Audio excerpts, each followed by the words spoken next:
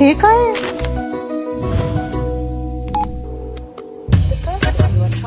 Phone का नाही उचलत? समर स्वानंदी एकामेकाचं प्रेम स्वीकारणार, नव्या नात्याची वीण घट्ट होणार. वीण दोघातलीही तुटेना ह्या मालिकेमध्ये समर आणि स्वानंदीचं नातं नव्याने पुन्हा एकदा सुरू होणार.